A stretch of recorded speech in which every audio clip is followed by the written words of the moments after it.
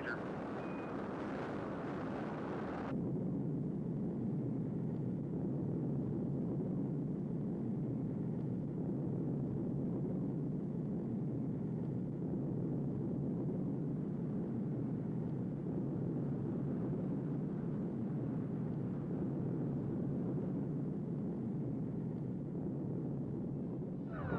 Oh my gosh! Look at that. Is that all right? Flight controllers here. Look.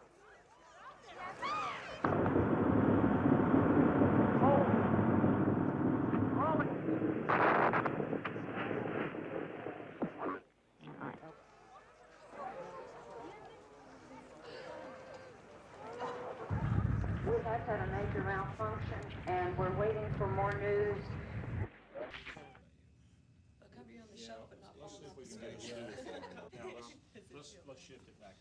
Now, inside those boosters, there was something called an O-ring, which is basically sort of like a rubber seal. And it was found that due to it being so cold on the day of this launch, that those rubber O-rings sort of seized up. So they weren't actually providing a good enough seal. So hot gas escaped when the booster was actually fired and started melting through the strut that connected the booster to the main tank. After that strut failed, the booster basically pivoted and collided with the main tank, causing that explosion.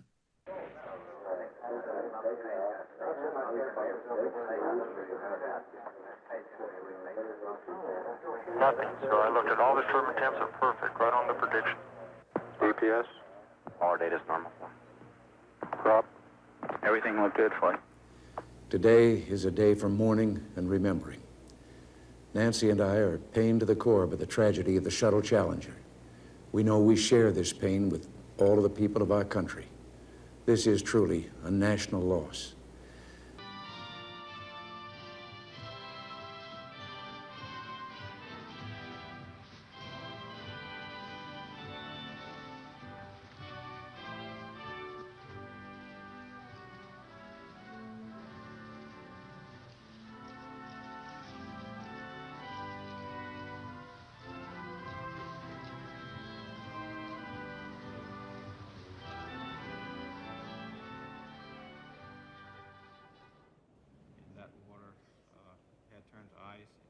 Would you explain that a bit? You decided earlier, that was unacceptable? You'll remember that I did say at one point that we thought the decision-making process may be flawed. I believe I'm speaking for the whole commission when I say that we think it is flawed.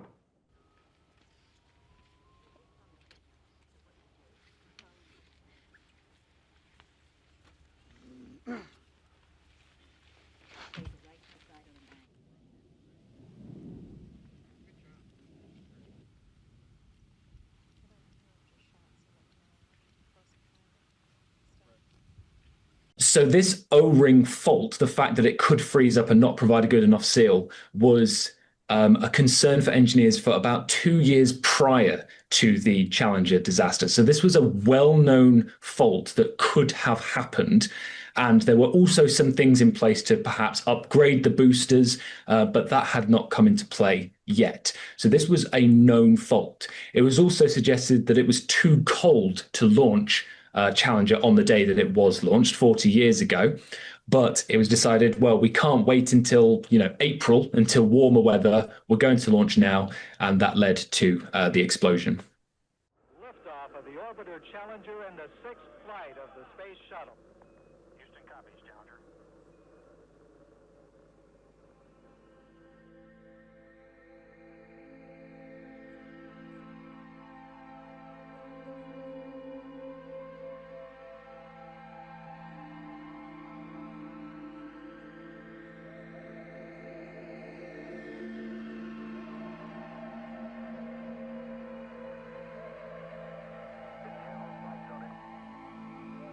The space shuttle program was grounded for about 2.5 years. But we did then see that more space shuttles did fly, more and more and more. And we didn't see this same issue happening again.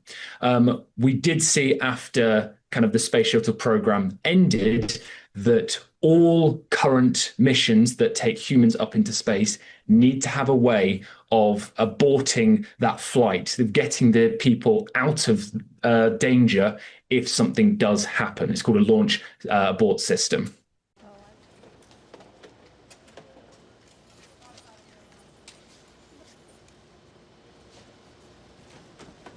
I didn't realize it'd be so slippery. I should have held on tighter.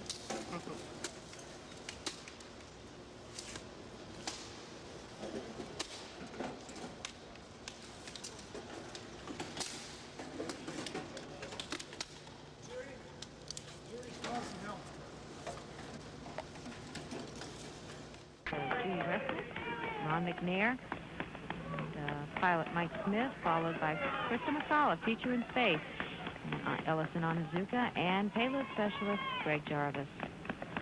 Big smiles today.